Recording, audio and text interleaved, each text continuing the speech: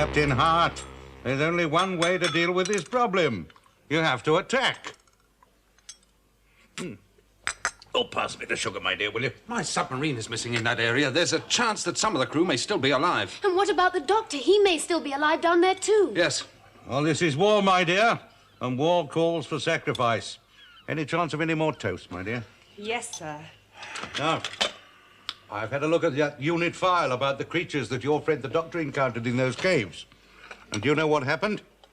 Brigadier Lethbridge Stewart blew the whole lot up. Maybe, but I bet he didn't do it by risking the lives of his own men. Well, that's as may be, but our line is quite clear. Immediate retaliation with everything that we've got. I'm sorry, sir. I don't agree. Your opinion is quite immaterial, Captain Hart. The order's already been given. Ships are converging on this area from ports all over England. You're throwing away the lives of the men in that submarine, sir. And you'll probably kill the doctor. Look, do you realize that that's murder? Murder? War always is, my dear. Where knows that girl with my toast?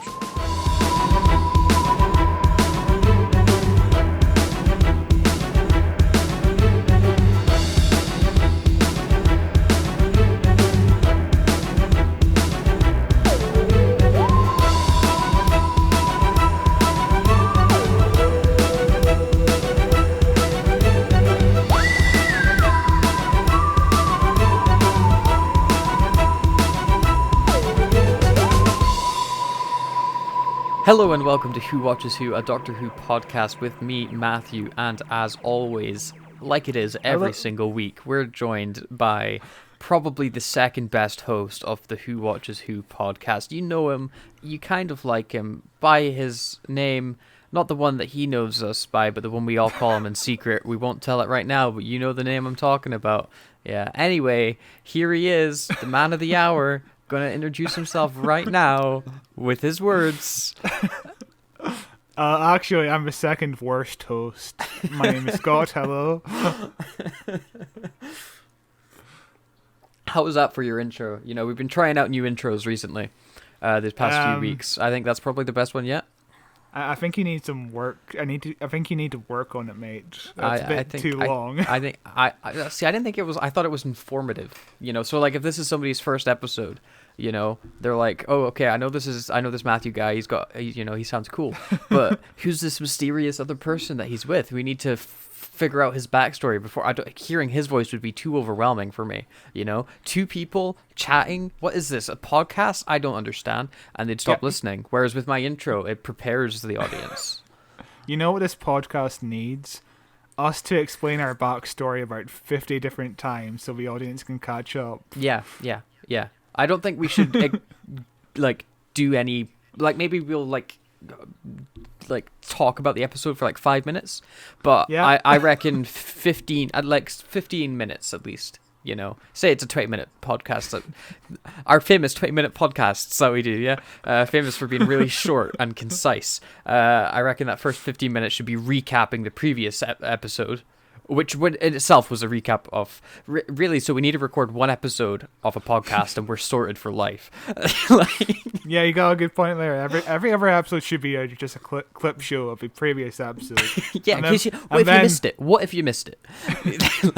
And then, you know, we could do clip shows of the previous clip shows. Yeah. You know, do a best of the clip shows. Yeah. And then you could do a clip show of that clip show. The best of clip shows. I think this holds the record for the most delirious we've started off a podcast on. That's what happens when we record on a Monday. But this week we are covering the Sea Devils Part 5 and 6. It is the conclusion to the Sea Devils saga we've been on for the past 3 weeks. It feels like it's been a lot longer than 3 weeks, though, I must say. Well, probably because we started recording it about a month and a half ago. But it's been a journey. This new way of looking at classic Who. Yeah, it's been a journey of noises and just wetness. Mainly noises, to be fair. Yes. A lot of just pure noise and nothing of substance. But that's what you want with classic Who. Surprisingly, neither of our ears have bled yet. I made the smart decision of watching these two episodes through speakers instead of through headphones, which I normally do. See, Yeah, I it is a thought smart ahead decision. because I would have stopped watching, or I would have fast forward or muted or something, because it was insane, purely insane. But with episodes 5 and 6, we have, of course, got a little bit of backstory for episode 5. I would have done 6, but I'm lazy and did this within 2 seconds ago with Scott watching me because I forgot to do it. But anyway, episode 5 aired on a Saturday, surprise, surprise, and it aired on the... I didn't write down the date. Oh my gosh, how did I not write down the date? What did I say, 25th of March? Yeah, 25th of 25th of March, 1972. That's normally the first thing I write down. I just wrote down Saturday. That's not helpful. God, see, we shouldn't record on Mondays. I'm not ready. Okay, so it aired on the 25th of March, 1972, which was, of course, a Saturday, and at the time of recording was 49 years, 11 months, and 20 days ago, which was just a very long time ago. We were looking into like the video game Pong was all the rage this year, so Oh boy, that's the about as far best. back as we are. What a video game, eh? Yeah. Just So from Pong to Elden Ring. That's where we're at right now. As You a know- society.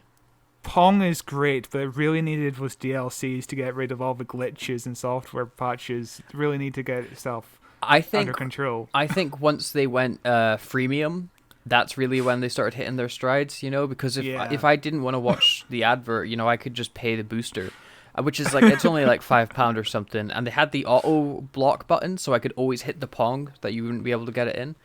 I thought that really added a level of challenge to Pong since they brought it out. It was a good expansion, I think, and not at all Best- abusive.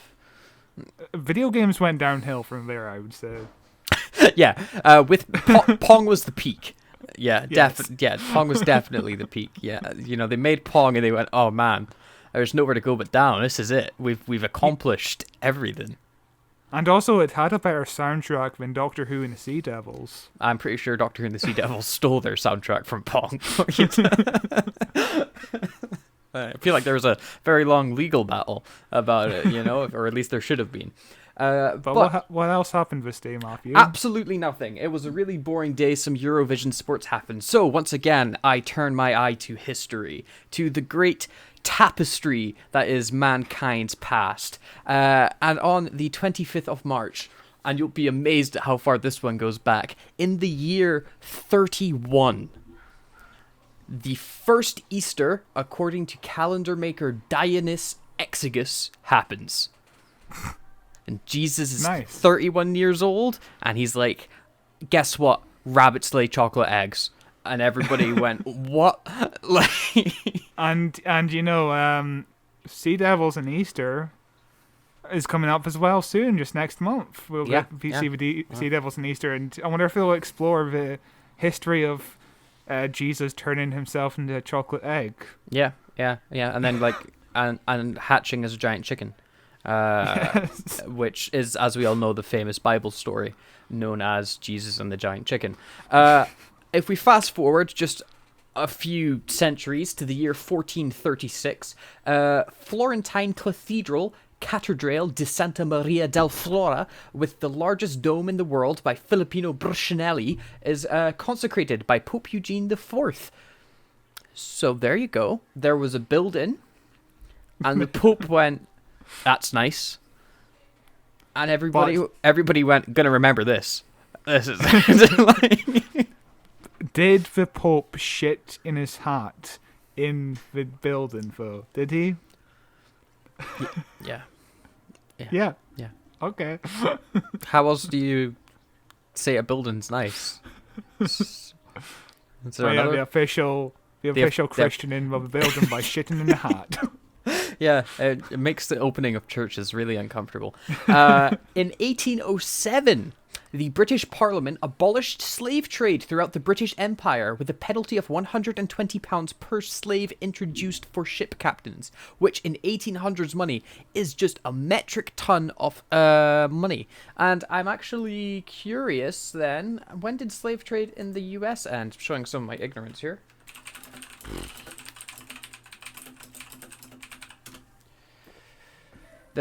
slave trade ended in the U.S. in the 1st of January, 1808, so we beat them by a year. Suck it, U.S., we're more progressive. Ha ha ha ha ha. Yeah, we're so woke, aren't we? Just Yeah. So woke. Take that, U.S., come on, sort your problems out. We did it a whole year before you did. And since then, there has been no racism. In 1895, I'm going to stop talking. In 1895, Italian troops invaded Ethiopia. Nice. Don't know why. No. Then, if we fast forward very close, just 12 years before this episode aired, to the year 1960, the first guided missile was launched from a nuclear-powered submarine. And, everybody went, this feels like foreshadowing. Very appropriate for this episode. Yeah. And that's all the information I have. There's not a lot of information for this day. I can tell you for one other piece of information that happened on this day, well, close to this day. 50 years later, two nerds made a podcast about this episode of Doctor Who. What podcast is that? You want to dive into it? What podcast is that? We're the only Doctor Who podcast around. Really? Yeah. Oh, damn. I was like, 60 years and nobody went, we should jump on this money-making machine. Well, somebody did think about doing a podcast way back in 1966, but, the podcast wasn't invented, so they were kind of screwed. Yeah, they were like, all I can do is talk radio. Lame. What the fuck is a radio? It's 1960. They had radio since the 40s. What the fuck is a radio? It's like a magic box, I think. I think it runs on magic. I see. If you were to tell me how to explain radio, I would say... Yeah, it's like TV, I turn it on. You plug it into the wall, and then magic happens. Well, it's been a good 10 minutes. Should we dive into this episode of Doctor Who? No. Remember, we've got 15 minutes of recaps, and then 5 minutes, and we'll talk about the episode. Yeah, play a clip. Whatever, play a clip. Doctor, I thought you were dead. Dead? No, I don't think so. When I saw that thing come up empty, I thought I'd never see you again. Well, so the heroes have returned. Captain Hart, what idiot ordered an all-out attack just as I was on the verge of finding a peaceful solution? But it wasn't Captain Hart's fault. It was this I'm gentleman terribly from sorry. This is Mr. Walker. He's the parliamentary private secretary in charge of this business. I'm the idiot you've just been talking about. Absolutely splendid lunch, old man. You ordered the attack. I did. Did you give any thought at all, sir, as to what you were doing?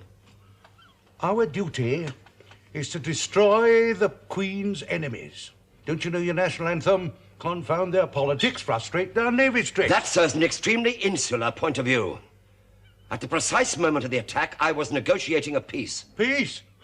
What, when they've been attacking our shipping and heaven alone knows what? I think you've got it all wrong, old man. Seek and destroy. That's what you chaps say, isn't it? But the point, Mr. Parliamentary Private Secretary, is that you have not destroyed. You have just made them angry. Very, very angry.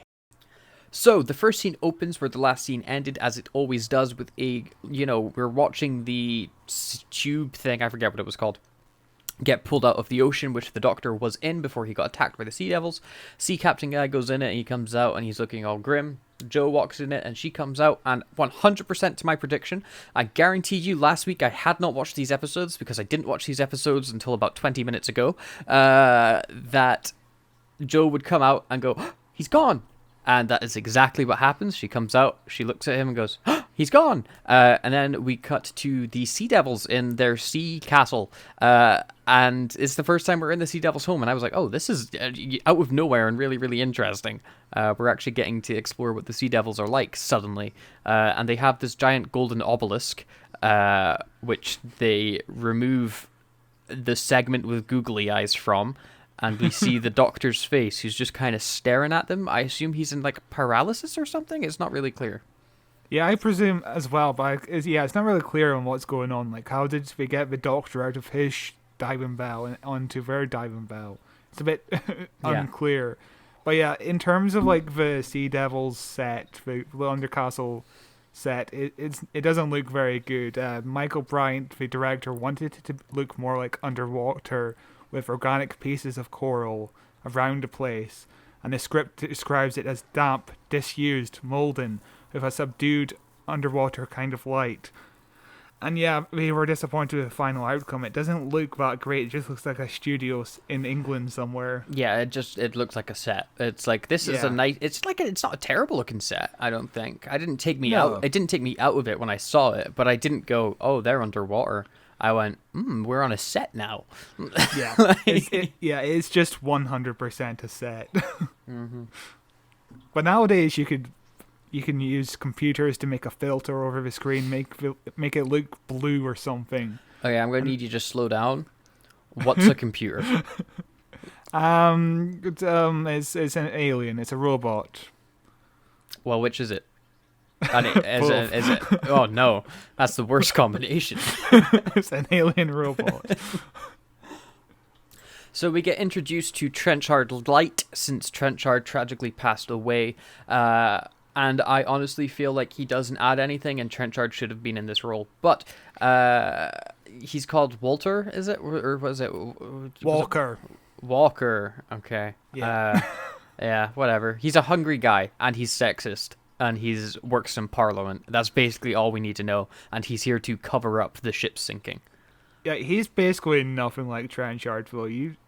Trenchard is a decent man, I would say. Yeah, but this guy is just all about war. It's mainly the fact that this is a generic white guy with a very British voice who's there to push the plot from a political standpoint, where you could have Trenchard doing that and encouraging war on behalf of the Master, because the Master's told him to go and do this thing and make sure that they attack, you know? Trenchard doesn't really have the same pull, I guess, because he's just a unit lackey that's there to guard, like he's a prison guard essentially. But you know, this guy, he just reminded me of Trenchard in that way, and also they look basically the same. Yeah. So in the script, Walker was described as a large, portly, amicable man, extremely fond of his own comfort, and was to be eaten in almost every scene. But in the final product, his gluttony was toned down. Does he even eat? He talks about eats. Food. I don't remember watching him eat food. There's a close-up of his zooms mouth in on as his he's mouth, eating. doesn't it? Yeah. It reminded me of the Lord of the Rings scene, but we'll get there. When we get there. But yeah, he's basically tells them to go radio people, and he's going to sort out this whole missing ship mess on behalf of the Parliament. And he uses very sexist language towards the receptionist. He keeps calling her, a good girl, and is dismissive, and is throwing all his jackets at her. Which I was actually happy to see that the Doctor Who was presenting this as a bad thing and not a normal thing, which is nice. Even though the episodes itself is a bit sexist in its deal of female characters, like she doesn't get to do much, this woman. The only female characters I can think of are the receptionist and Joe. Yeah, it's only two female characters, basically, yeah. Yeah. Which is a shame. But, it's not overly sexist, is the thing. It's progressive for 1970s standards. Yeah. We open, or like the episode properly begins with, I think, a really good scene that I'm probably going to use as the cold open for this episode. It's a really, really good scene of the Doctor going, I've seen this episode. Where he's basically being like, oh yeah, no, I've dealt with you guys already with the Silurians, so, this is the solution we came up with then? How's it sound to you? Yeah. And the Sea Devil goes, oh, no, that sounds ace. And the Doctor's like, oh, excellent. And it only gets disrupted because the Master's there to go, no, stop. It's I also hate the effect on the Sea Devil's voice. I like the effect, because when you imagine an underwater creature, that's the kind of bubbly sound effect you'd think of. Yeah, but yeah. It's not utilized in the best way, because they take forever to get a sentence out, like Azul from the Demons. Yeah, it becomes like, okay, yeah. Come on. Like, it's good, but only in small doses. And this is, of course, the first time we actually hear the Sea Devil speak. And there's only one Sea Devil costume which has movable lips. And the person inside is speaking into the mic and pulling and closing the mouth using a string, which sounds insane. Sounds exhausting doing that with the costume on, under the heavy lights, and having to walk around. I know, yeah, it's insane. Yeah. Exhausting. But, there's not a lot of information gathered in the scene other than, the Sea Devils have been here. They were hiding under the ocean. It's the same story as the Silurians. Yeah. And the Doctor's like, what if you guys just stayed in the ocean? And the Sea Devils went, whoa. Wait, we could stay in the ocean? Is that awesome? Like, I don't understand why there's conflict here, because they're at a depth where humans can't be. I guess because of submarines, really? Yeah. It's 100% the same storyline. It's exactly the same scene as something from the Silurians. Only the Silurians was, how about you live in all the hot places that's too hot for man to live on? Yeah. Yeah, that makes sense. Yeah. But in the Silurians, there were like 3 Silurians who had their own kind of conflict, whereas all the Sea Devils are like just one person, basically. They all have the same mindset. Yeah, they all listen to what this one Sea Devil says, because he's the only one who can move his mouth. Just like real life. Yeah. So we get a really good scene, I think, with the Trenchard Light, the politician guy, as he's basically just being like, yeah, no, we're just going to blow up the Sea Devils. Because when we looked back at the Silurians, what did the Lethbridge do? He blew them up, and that worked out great. So that's what we're going to do. We're going to blow them up. And he's doing this through just mouthfuls and mouthfuls of food. And it's really good. The most insane bit was he has like a small cup of tea, and he fills it with like 15 sugars. I think it's like 4. But like it's so much sugar for a cup of tea. I don't have sugar in my tea at all. But like even 4, I'm like, whew, that's too much. Oh yeah. But as the scene is ending, they just zoom in on his mouth. They just get closer and closer until the point of discomfort. Yeah, just to hammer home the fact that he's a gluttonous character. It reminded me of the scene in Return of the King, where what's his name is just sitting there eating like tomatoes while Mary is singing at him. Like it's absolutely disgusting. It's more disgusting in Lord of the Rings than it is here, obviously, because Lord of the Rings had the budget and also the time and energy to want to do that. Whereas here it's not as disgusting as that, but it's just that zoom in on a gluttonous character's mouth. That's just it. Yeah. Again, very cinematic for classic Who to just have a thought of, oh yeah, we could zoom in on his mouth to just show off the character a bit more. So we look at some stock footage of Navy ships, and then we cut to presumably a Navy captain as he's like, we'll be in position at 10 to 2. And then we cut away. Really, it's a pointless scene. I feel like it's a scene that's there because the Navy were like, you got to show off some of our boats. You know? Yeah, it's pretty much. This episode as well is a thinly veiled advertisement for the Navy. But also, director Michael Bryant points out that the character really shouldn't be wearing glasses because as a Navy captain, you need perfect eyesight. So that's a big mistake in the costume department. Well, there go your and I dreams of being a Navy captain. I know, right? Damn it. I know. Oh. Why did I even watch this episode? Then we get an interesting scene. On its surface, I really like this scene, where it is the Doctor and the Master debating with the one talking Sea Devil about whether or not man is good or man is evil, and whether or not they should go to war, because we find out that the hibernation unit with the Sea Devils is faulty, so the Master's there to try and help them fix it, and the Master's like, you should also attack the people, and the Doctor's like, why would you sacrifice your people after bringing them out of hibernation? I can sort this out. And the Master's like, yeah, like you did the Silurians, bam, gotcha. And the Doctor's like, yeah, you did get me there, but come on, we can try this one again, it'll go well great. And, you know, the Silurian touches, not the Silurian, oh my goodness, the Sea Devil touches the back of the Doctor's head and it's like, oh, your hair's nice. I trust you. Sort of deal. And then the Doctor and the Sea Devil do like a really slow high five. And it's weird. But like it's an interesting scene, and I think it's well written. But my only issue with it is it's exactly the same scene that we just watched with the Doctor and the Sea Devil, where the Doctor goes, "Hey, you guys should be a good guy," and the Sea Devil goes, "I'll think about it," and then the Master goes, "No, don't be a bad guy," and the Sea Devil goes, "That's compelling as well." It also reminds me of that one scene in The Demons that we just covered last year, where Azul is like in a cave, and the Master's like, "Oh, you should use your powers for evil," and the Doctor's like, "No, you're like Hitler, Master. Don't use your powers for evil." Yeah, the Doctor in there with the Hitler argument straight away. But also, the Sea Devils, you know, the hands touching part, that kind of reminds me of Star Trek 2, even though I've never seen Star Trek 2, you know, where Spock and Kirk are. Spock is dying, and we do the hand thing. Yeah, you know? yeah. Live long and prosper as he's dying. Yeah, I guess it's kind of like that in that it's two guys touching hands. I didn't think Star Trek. I thought this is a weird high five, but to each his own. To each his own. And also, I think the scene implies that the Sea Devils are kind of telepathic because they touch the Doctor's. They touch the Doctor's head, and all of a sudden the Sea Devil's like, "I think he's telling the truth." Yeah. So yeah. Why wouldn't they touch the Master's head to check if he was telling the truth as well? Yeah. And then they'd figure out, oh no, we're going to listen to the Doctor because we touched your headmaster, and you're just trying to kill everybody. I guess the Master is telling the truth because it's from his perspective. The humans are bad. Well, let's see that. Let's find out. And then you could go into the whole moral quandary of what is truth, and you could have the episode be about who do you believe in conflict, and deal with propaganda and all this. But no, it's do we kill ourselves or do we not? And I think you'll find the answer is we're not going to think about it, and we're just going to shoot guns. Yeah, it's 1970. That's too advanced for 1970s Doctor Who.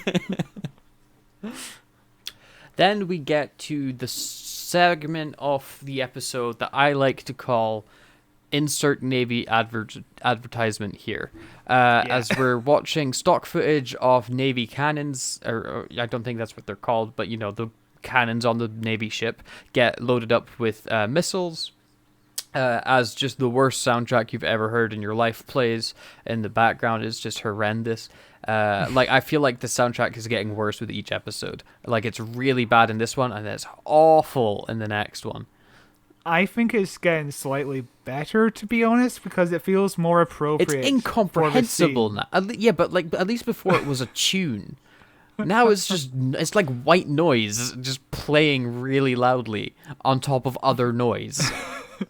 There's a point where it just becomes drums, and that part feels like it's a proper soundtrack. Yeah, that one part that redeems all of it. But we're watching them load up the ammunition. Then they radio in that they're ready to attack. We cut to Hart and the politician guy, and Hart tries to plead with the politician not to go through with it, but he's like, "Shut up, do it, or I'll find somebody else who will." And Hart's like, "Okay, I've got no choice here. Let's start firing." And then we cut to even more stock footage of the Navy ships actually firing their missiles. I thought it was pretty cool looking and kind of terrifying at the same time, considering the world at the moment. Oh god, yeah. It's pretty terrifying. But yeah, the stock footage actually doesn't look that bad.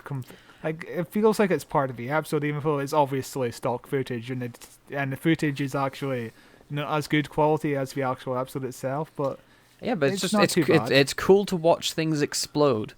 It's always going to be cool to watch things explode, and if I feel like that would be the segment that the Navy would probably be most happy with, because if you're a young gullible teenage boy looking at it, you're like, "Oh, this is cool. You mean I could fire big rockets in the Navy?" And then they're like, "Ha ha ha! Clean this ship with a toothbrush." Yeah, gotcha. But there's a point where Walker quotes Shakespeare's Julius Caesar. He says, "Cry havoc and let slip the dogs of war," which is a Julius Caesar reference. And this was ad-libbed, and it ironically gave the stunt name their team of Havoc. This is like the John Pertwee stunt team that was used throughout 1970 to 1972. This was their last episode, but they got their name Havoc from this episode, which is quite interesting. Very weird. Yeah, it's like a retrospective name. It's like, hey, this would be a cool name for us. Before we were just called John Pertwee Stunt Double Team Number 1. So we then go into a very long continuation of the advertisement, if you want to say it in the British way, or the advertisement, if you want to say it in the more US way, of the Navy as they begin their attack against the Sea Devils. Just so happens we cut to the Sea Devils, and they're like, "We will agree to peace, Doctor. Your excellent negotiation skills have brought us to decide we will come to peace with the humans and bring them no harm." And then, oh, sweet irony, everything explodes. As the humans launch their attack, the Master's like, see, I told you, ha ha ha. The Doctor's having horrendous flashbacks to the Silurians. They decide, okay, screw it, we'll arrest this Doctor dude and just launch war. They take the Doctor away, and he breaks free from the guards right at the nick of time as the ceiling fell on top of the guards and killed them. And then the Doctor was like, I'm going to steal your gun because this is classic Who and I love guns. He steals the Sea Devil's gun. We cut back to the Master, and I thought the Master was kind of smart here. I liked his plan. Where they're getting bombarded with missiles, and the Sea Devil's like, we have to go back, we have to attack, we have to, send all our men out and destroy these ships. And the Master's like, no, go deeper into your base and hide, because I need time to get the rest of your people awake and make them think that you've won. And they're like, yeah, okay, yeah, we'll do that. We'll throw up a couple bodies, and we'll go down and hide while you can work on some boring science with the Doctor. And it's fine, but it goes on for like 4 minutes. Right? Yeah, it's a long scene, but it's actually pretty decent. There's a point where the roof caves in and hits this Sea Devil in the head. But the effect doesn't actually look that bad because there's like miniature rubble, whatever you want to call it. Yeah, it's a pretty decent looking effect. I think the execution of showing the Doctor breaking free was a bit awkward because the first time I watched it, it looked like the Sea Devils pushed him out the way as the rock fell on them, like they were saving the Doctor. Yeah. And I was like, why did the Sea Devils choose to save the Doctor in that moment and not themselves? Yeah, that's the problem with classic Doctor Who. The staging is always a bit awkward. But yeah, those Sea Devils that were sent to the surface were obviously stuffed costumes rather than actors, because actors are already drowning in this episode. Yeah. We get a very short scene with the Navy, with Hart and with the politician, where they get the message that the attack's been successful and they've killed a bunch of Sea Devils. The politician kind of wants to continue the attack because he's not fully convinced that they got them all, whereas Hart makes the compelling argument of you're going to be bombing your own men if you keep bombing it because there's a submarine down there, and you really want to, kill your own people without due cause. And he's like, yeah, fair enough, okay, we'll call off the attack. It's a very short scene, but basically the Master's getting what he wants. Mwahaha. And I'm kind of split about this because it's kind of giving Jo nothing to do, but at the same time, it's like she's trying to convince everyone to not keep firing at them. So it's kind of mixed in terms of... She definitely doesn't have much to do. I think that her and Hart make a good team, though. And yeah. I found their scenes to really have more of the moral aspect of the entire episodes. For this next few parts, but the next part she does nothing as well. They really don't have anything for her to do after she breaks the Doctor free from the Master's trap. Yeah, which is a shame because this is most companions in the classic era. They kind of get separated from the Doctor and they kind of do minimum stuff, and it's a shame. It's just a result of it being made in the 70s, I guess. But if this was made nowadays, the companion would be with the Doctor in the Sea Devil base. Yeah.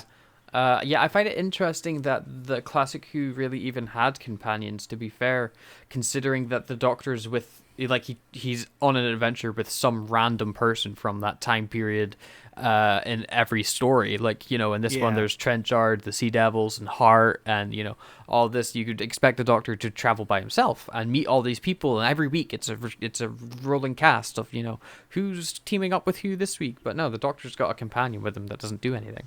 It's very strange. The first companion to ever get character development was Ace in season 25. That's what you want. It's a long time. It's worth the wait. And then we cut to a scene that's slightly confusing to me. It's really nice looking. We're with the Sea Devils and the Master, and they're looking at this giant screen, which I assume is a form of radar, because they're talking about how the humans are leaving now. And the Sea Devils are like, we could still blow up their ships, we could still attack. And the Master goes, no, don't attack. We need to get your men up. Okay, and he's like, okay, cool. So you're going to get our men up? He's like, yeah, to get your men up, though, we need to get electronics. And he's like, okay, how are you going to get the electronics? Well, we're going to attack. Yeah. Master, you just said that they shouldn't attack. What are you on about? Why have you, in one sentence, completely flipped your opinion? Yeah, it's very bizarre. And again, it's just... Oh, another excuse for him to return to the same place we already went to 5 minutes ago. It's like it's in the same scene. The master was saying we shouldn't attack. To yes, the only way we're getting this is by attacking. It's very bizarre. Never even caught on to that before, but yeah. Then we cut to the Doctor, who's kind of exploring this. Definitely not a set. This is, I think, one of the worst looking parts. Like it looks like a set, but there's a really good shot coming up at least. And we cut to the submarine captain, our old friend, and his number one, as they're trying to pick the lock off their cell, and the captain's like, "I like your pluck, number one," which I just thought was an interesting, very 1970s phrasing for, I like your attitude sort of deal. You've got the right stuff, But then the Doctor's approaching, and I really like the comedy with him, where he's just kind of looking at them through their little window on the door of their cell, and he's like, "Hello, gentlemen. Do you want to get out? Yeah. Step back." But it's just the framing of just John Pertwee's face through that small circular window with the two guys on the side. Oh, it was lovely framing that. Lovely bit of framing. The framing really works, but also the fact that you can, the fact we can hear him through the wall Makes and you the think glass. there's no glass. Because in real life, that conversation would be like, Yeah, it would be like the conversation that we saw earlier, where they're having to mime out what they're having to do to each other. yeah. But yeah, no, I thought it was a fun little scene, and then the Doctor gets them out by blasting the lock off with the gun that he stole from the Sea Devil's body. Why doesn't he just use his sonic screwdriver? Anyway, I guess it's more visual to use the gun. The guys come out, and he's like, "Come on, let's get going. Take this thing. This is a gun, and let's go get your submarine and get everybody out here. Save the day, woohoo!" And they're walking away, and they walk away on what I can only describe as a regular soundstage. There is nothing decorating it. It is like black ramps up and away. It also feels like they should have cut that scene off 4 seconds sooner. We didn't need to see them walk up those stairs and turn to the left. It was literally the second they walked up the steps, I went, "Ooh, this looks like a stage now." But it's a very small studio. It's 1972, and this is something that's going to be broadcast once, something that's going to be forgotten about. I can give them some leeway, but yeah, no, hold up. I want to be sucked into the world, Scott, regardless of budget, regardless of time. I don't want to know what it took to make it. I want 100% immersion, or I'm. You know what they should have done? They should have actually shot this in a big cave underneath the sea. Yeah. Cowards. That's what they are. I know, right? Just coward because they didn't want to. I know, right? Just pathetic. No. You know what it is? We can blame the Navy for it. They would have shot in a deep sea cavern, but the Navy said they couldn't have a nuclear submarine. So how are they going to get there? Good point. Then we cut to, I think, a pretty interesting scene with 3 Navy boys who've been kidnapped on the submarine with the Sea Devil. The Sea Devil has a weird scratch on its eye that looks like paint. I never noticed that. It's just this huge blotch on its eye. Maybe when we're doing our stunts later on in episode 6, one of them scratched her eye by mistake, falling to the ground. That's a possible explanation. Yeah, I didn't notice it the first time. I just noticed it now watching the scene back, and I went, "Oh, how did I miss that? That's huge." But we're with the 3 guys. They're playing some card game, and one guy wins all the money, and then suddenly we hear this tapping, and the guys are like, "Oh, what's that tapping?" As the Sea Devil's listening in, he goes, "It's just loose rigging, that's all it is. But if you listen to the tapping, you can work out it's Morse code." And you see the guy start writing down the message in Morse code, and he's like, "Let's play a game of consequences." I don't know the game of consequences. Apparently, it seems to be some sort of game. Consequences is a game where each player writes down part of a story without seeing what came before. Oh, okay. Yeah. So it's not how consequences is played. Is what the guy says. Do what you say is what the guy tells that guy to do. Yeah. But he writes down the message in Morse code. The guy pretends to be sick, and they're like, "Oh, Sea Devil, look, he's sick. He's having a fit." And then they try to beat up the Sea Devil, but get their ass handed to them immediately as the Doctor and the Captain and Number One come down, and the Captain shoots the Sea Devil dead after the Doctor says, "No, don't shoot him." And my question here was, why'd you give him a gun? I know. So in the script, apparently the Doctor was the one who came down first and shot the Sea Devil, which would have been completely wrong. But yeah, I don't know why the Doctor gave the gun to him in the first place. I guess self-defense, but... I guess You I guess it was because they needed to get rid of the Sea Devil and couldn't think of a way for the Doctor not to kill him while he's holding the gun. And they were like, we have to get rid of the gun off the Doctor. How do we do that? I'll just have him give him to the Captain, sort of deal. But yeah, it makes no sense why the Doctor would have given, especially in the same scene coming up as they start chatting. The Captain just throws the gun away to the side. Like, he literally, as he's gesturing, just throws the gun off. Like, it feels like the Doctor would have only kept the gun just in case he needs to get through another door or something. That's the only reason why the Doctor should have kept his gun. Yeah. But yeah, they come down, they kill the Sea Devil, and then we cut away. It's not the best scene ending. I think it's a scene that starts well and then kind of loses itself when the whole gun scenario gets brought back in. Yeah. Then we cut to a scene that is very much shot on a stage. Yeah. As it's a Sea Devil that was like knocked out or something, I guess. They're like climbing up and looks over to the cell doors, sees that they're open, and then hits the alarm.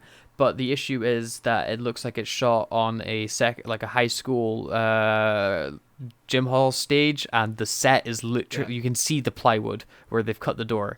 I was just going to mention, so Matthew and I went to college together and we studied media, and we had a stage kind of similar to what's going on here. It's just a room with covered in curtains. Same floor. It's the same type of floor and all. Yeah. Yeah. It feels exactly the same to what's going on here. Yeah, it just feels like there's curtains behind the Sea Devil, and that's all that's going on. I guess that's kind of the charm for Classic Who, though, isn't it? It's like, look how silly and low budget some of this stuff, like the cheese, the thick rim of cheese that comes with Classic Who is like it adds the bit of flavor to the show. Like, my explanation of classic Doctor is like trying to watch a bunch of film students try to make a deep sci-fi movie with like a shoestring budget. That's basically what's going on here. Yeah, except it's broadcast on national television in every home in the country. I mean, it's 50 years. Well, if you compare this to like Star Trek, it's not comparable because Star Trek had a much bigger, but like Star Trek was technically low budget, but it's an American low budget. Like, it was big budget. Yeah. It's amazing if you like. This is like the BBC's flagship show, and we didn't throw much budget at the show, which is bizarre. This isn't the difference as well with American TV compared to specifically BBC TV. This is a publicly funded TV show. Yeah, it's bizarre in comparison. It's a really strange system. But then again, like, we cut from that one soundstage scene to a really nice looking miniature of the submarine. The miniature work is really high quality. It's that fun dip and diving of get it? It's diving. It's a submarine of the quality. Peter Dave is special effects artist. I've mentioned him before in this episode. He's doing really great job here. He's excellent at his job. Yeah, it looks really good. Then we cut to a really good scene. I really like this scene. Where the submarine's trying to escape. We cut to the Sea Devils, where suddenly they're like, activate the force field. And I'm like, what? You had a force field this whole time? And then we cut to a really amazing looking effect of that force field. Oh my god, that blew me away. Yeah, that force field is the same effect that was used in Demons. When Azul uses a force field around the town, it's the same effect. Oh, okay. And you said the same thing about the force field in that episode. You were blown away by that too. It's a good looking effect. It was really effective. Ha ha ha. It's really, really good. And then the bulk of this scene is basically inside the submarine of them trying to figure out how they're going to get away from the force field as the force field continually increases its strength to drag the submarine back into the base. And it's essentially the Doctor and the Navy captain staring at each other with an angry face, and oh my god, it's compelling. The Navy captain's an incredibly good actor. Jean Pertwee is like matching his performance, if not exceeding it, and oh my god, it's amazing. There's a really good shot where the sea captain is right in front of the camera in the foreground, and there's a tiny John Pertwee way back in the background, and it's a really it's a standard shot in terms of like today's television, but for classic Doctor Who, that's a really cinematic shot. Just seeing him in the background and the sea captain in the foreground, it's really good. What I think I really liked about this scene, and we spoke about it with the sea captain wanting to bring more subtlety to his performance as opposed to the kind of cartoonish that you can sometimes get with classic Who, is it is like almost no dialogue, and it's just two people staring at each other with relatively blank expressions, and yet you can understand entirely it's like they're arguing without words. Where the Doctor is like, we have to fire the torpedoes, we have to take that risk, and the captain doesn't want to risk killing his own men or killing himself and losing the ship, and it is, oh my god, well, it was such a good scene. I'd like, ooh. See, I never really thought about this scene that deeply before, but it's a very good scene. I kind of wish there was more of that in the story, Like I wish there was more of that in everything I watch. It's like when the Doctor sits down to have a boring conversation. I like it when I can digest the scene and think about, what are the characters thinking? What's going on? What's motivating these people? And look at that performance, and that shot's amazing. That's the stuff I really like about TV and film. And, you don't always get it, but... You and I have been watching Better Call Saul, and Better Call Saul is just... all scenes, but is what we're describing here. Yeah. Every scene is characters thinking and just interacting. It's a really good show if you haven't watched it yet. Who watches Better Call Saul? Coming to a Patreon near you. Hell yes. But to conclude the scene, the Doctor has this like very short but impassioned speech where he's like, "Come on, man, fire the torpedoes. We have to take the risk." And the captain hesitates, and then he's like, "Okay, ready the torpedoes. Fire one, fire two," and it breaks them free enough that the ship comes tumbling out of the wee cave that they were in. Excellent scene.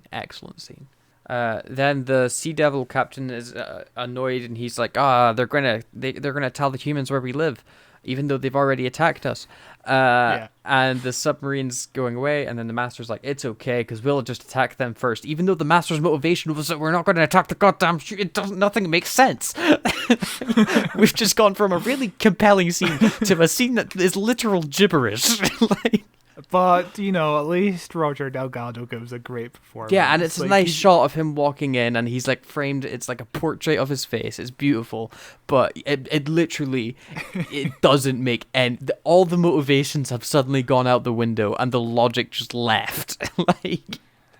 Yeah, this episode definitely just takes a left turn in terms of all the motivations, and even the pacing just suddenly ramps up. Yeah, it's bizarre. I think the issue that they had is they wanted the action scenes, because in the next episode we have got a crap ton of action scenes, and they wanted them, but they couldn't come to an actual logical justification for them to happen, because we've already seen the Silurians, and they came to the conclusion in the Silurians that this is how we achieve peace.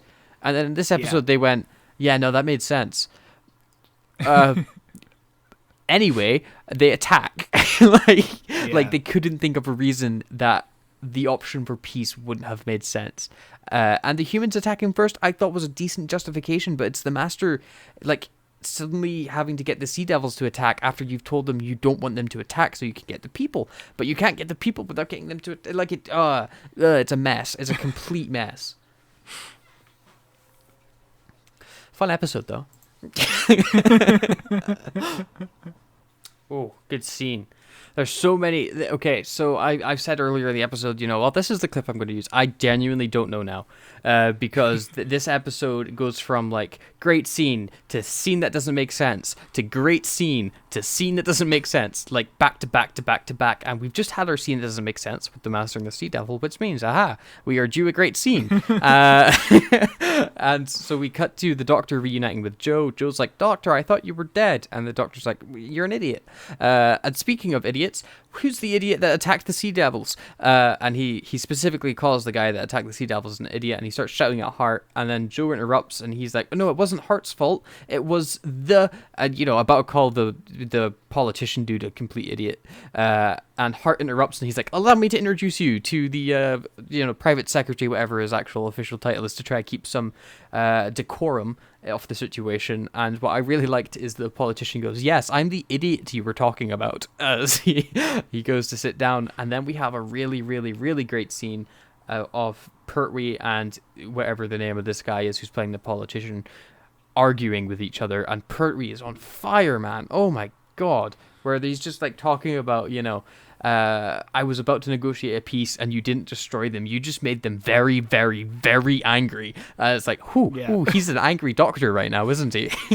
And there's a point where Walker's like, "Oh, don't you know the national anthem?" Yeah. I mean, it's of course the doctor doesn't know about it. He's like an alien refugee. He doesn't care about the national anthem. Yeah.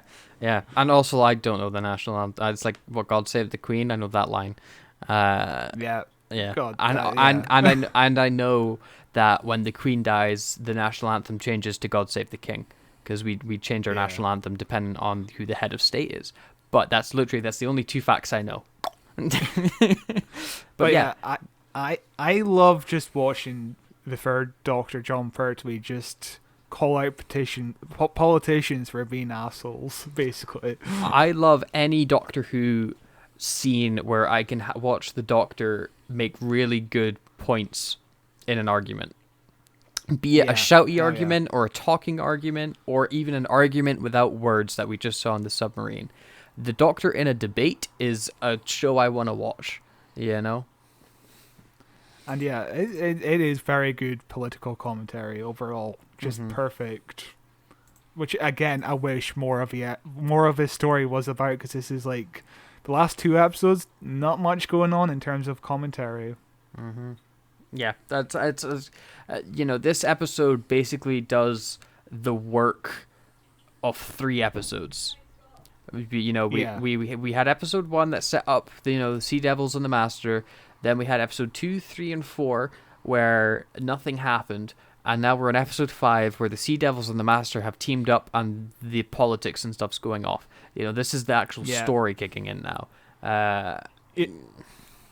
If you take all 6 episodes of this, it's 2.5 hours. The Christmas after this episode aired, they showed this story condensed down to 90 minutes. And I'm sure it worked a lot better there, because you could just cut out so much of episodes 2 to 4. Yeah. I'm sure it works so much better that way. Oh yeah, I bet it's really good. I bet it would just be like almost back-to-back scenes of amazing monologues and arguments. Yeah. But we did just have a good scene, and you know what that means. Yep, it's time for a bad scene, as we cut to a scene of noise as we're watching a Navy guard look at some Sea Devils come out from the ocean. And if we remember from the previous episodes, the Sea Devils can't really breathe. The people inside the Sea Devil suits basically can't breathe when they're under the ocean. And that's more terrifying when you realize one of the Sea Devils never raises its head. Yeah, I noticed that. Like, one of them just keeps his head in the water. It's just like a floating body in the water. And I went, oh my God, raise your head, please raise your head, raise your head, raise your head. And then it cuts away and I went, that was a dead guy. It's kind of terrifying when you have that knowledge in your head. The Navy guy is just looking at the water, being like, "Oh, that's a lot of Sea Devils coming up." He doesn't really look phased by it. Somebody should do something about that. All of a sudden, a Sea Devil comes up from behind him somehow, silently, and grabs his throat. Yeah, how does that work? Well, never heard of him. Yeah, maybe this guy was deaf. You never know. Or he couldn't hear the Sea Devils because of all the goddamn soundtrack noise that was drowning everything out. The Sea Devil kills him or knocks him out or does whatever, and then we're just looking at some Sea Devils climbing around a Navy base for a couple seconds before we cut away. It's not as terrible as some of the other scenes have. It's just establishing the Sea Devils are now attacking, even though it doesn't make any goddamn sense based on the own rules that the show set up, whatever, for them to attack. There are some dynamic shots in here, like the Sea Devil attack with the Navy guy is a pretty good shot. But it's a very horror film shot of suddenly there's a hand on your face, which I'm sure would have scared some kids. It's basically just watching a bunch of stuntmen in costumes who are blind trying to stumble around a beach. Yeah, for a couple of minutes. Yeah, and one of them is dead. It was just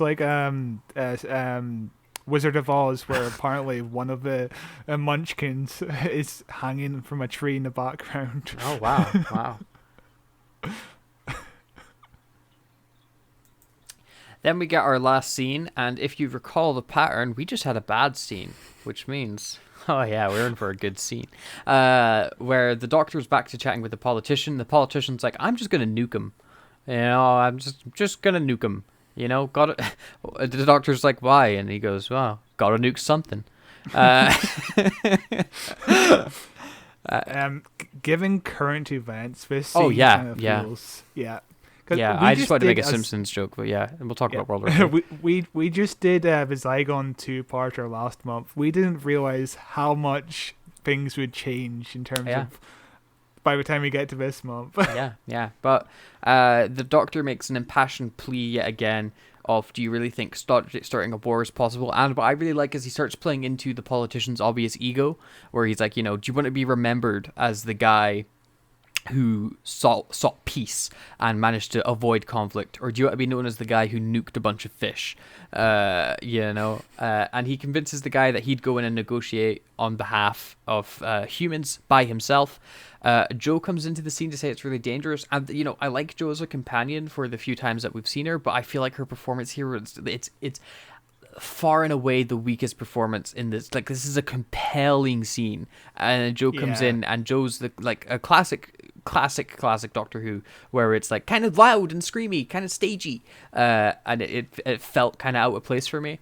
But you know, it's not terrible. I wouldn't say the performance itself is bad. It's just she's playing the same version of Jo we saw last week. Yeah. In terms of episode 4 ended with, don't go down there, Doctor, don't negotiate with him, it's dangerous. And now we're ending episode 5 in the exact same way. Speak of Jo not having anything to do. Like yeah. But the Doctor's like, no, we must do it, and then they start walking out, and they're like, okay, we've got this gang, we're nailing it. And then Jo's like, oh my god, Doctor, look over there, in the classic like scream girl way. And we cut to a Sea Devil that's got a gun. We pan to the gun a few times. We cut to the Doctor's close up, and you guessed it. It's the classic cliffhanger. The Doctor's about to die until next week, where he'll get out of it in 2 seconds flat. Hell yeah. But also, Jo apparently sees something right in front of him, and nobody else sees it. Yeah. Nobody sees it until they point it out. Next episode changes the editing very slightly, so that the Sea Devils walk out from behind a building, and then Jo screams. But here it's just the Sea Devils out in the open. You know? Yeah. But what did you think about this episode before we jump into the finale? It's a very solid episode, I would say. It more than makes up for a very lackluster episode 3 and 4. Off to a very good start. It feels very good. How about yourself? Yeah, I think I enjoyed this episode more than the finale. We'll get into the finale, but the finale is mainly just a bunch of action scenes. You know, albeit pretty well put together action scenes, but I'm not the biggest fan of pure action scenes by themselves. Yeah. Yes, neither am I, but yeah. We'll get to that when we get to that. Yeah. Also, I would say the music isn't as bad here. It's not being used in every single scene like it was before. It feels like the guy more restrained. Feels like the guy composing it ran out of time and was more picky over what scenes he wanted to compose music to. Yeah, it was a way better use of the. I mean, the one scene with a lot of music was horrendous. Yeah. But we're not getting sound effects for every movement of each character. You know, like the Sea Devils coming out of the ocean, you don't hear the dun, sting. dun, Yeah, dun, dun, yeah, dun, and you don't dun. you don't get the like awful screaming sting we'd get for each single one. Yeah. You know, that's gone pretty much now. You only get it occasionally when they touch somebody with their hand. But next week we have the worst implication of use of the soundtrack. I think we'll get there. Well, I say next week, next episode. What am I talking about? Part 6. Yeah, it's the worst part of the soundtrack. Ooh. But yeah, good solid episode overall. Yeah, Shall we move into episode 6? We shall indeed move into episode 6. Go clip go. We are driven from the human space. Many of my people have been killed. It was a necessary sacrifice. You said man was weak. So he is. Soon you can surge from the seas in your millions and exterminate him. Don't listen to him. Why begin a long and bloody war where thousands will be killed on both sides? We shall destroy man and reclaim the planet. Is there nothing I can say to make you reconsider? Nothing. I'm sorry. Is the machine ready? It is. Then activate it. Allow me, Doctor. We don't want any accidents this time. The power may take some time to build up, you know. I suggest you now dispose of this man. Take them both to the cages. What's the meaning of this? I'm your enemy. For my sake, take them. I helped you. I helped you.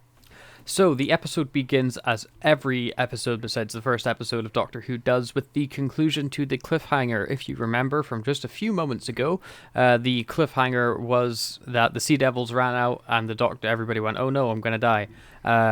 This episode, as you said as well, Scott, they showed a slightly different clip of the Sea Devils running around the corner this time rather than just standing there. Yeah.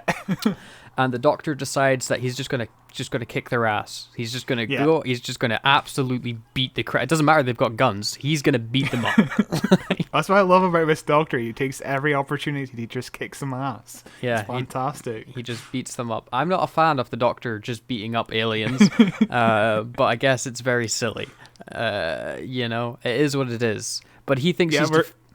He thinks he's defeated two of them, but there's one right behind him, and he just grabs him, and he does the most like rubbery expression ever. He's like, yeah. It's quite the choice he made there when he got grabbed by the Sea Devil. Then the Master shows up and he's like, take them away, back to their first set, please. We can't be going to more than one location. That was crazy thinking. I'm glad that we stepped outside. Now we can go back inside and it'll be like a new place. But he takes them back inside and we see a bunch of Sea Devils like guarding the doors and stuff like that, while the soundtrack, and this is going to be a recurring theme for this episode in particular, the soundtrack is attacking you. Like it actively hates your ears. It's terrible. The best part is certainly when there's no soundtrack. We get a very short scene with the Doctor and the Master, where the Master's basically like, Doctor, please help me with some difficult sums, and if you don't, I'm going to kill everybody. And that's the gist of the scene, is he needs help to figure out how to get the Sea Devils back from their hibernation. Although he says that they're not just undersea, that they're underground. And that made me go, what, are you talking about the Silurians as well? Are we bringing them back? I guess underground undersea, because underground is more sea technically, if you consider it. I don't know. You're blowing my mind. Tell me more. I feel like Joe Rogan now. You're telling me that under the sea, it's like under the ground, but like with water. No, underground there is more sea. There's more sea under the ground. If you think about it. You're blowing my mind here. So wait, let me get this straight. So you've got the ground, and we know that, yeah. And you've got the sea, yeah. And you're saying if you go under the ground, there's more sea. Yes. It doesn't just stop. Like a swimming pool. Yes. Yes, it's like a swimming pool, or yes, it stops. Yes. Wow. That's deep. That's deep. We then get a scene with Hart, Joe, and the politician guy whose name is known as Clark. Walker. Yes. I knew it was something like American sounding. Where they're like kind of whispering with each other. They've managed to lock themselves into a room with the Sea Devils outside, and they're being very, very quiet and trying to be all sneaky. And they're like, "Oh, how are we going to get out of this one?" Joe spots a thing on the roof, which I immediately went, "Oh, it's an attic."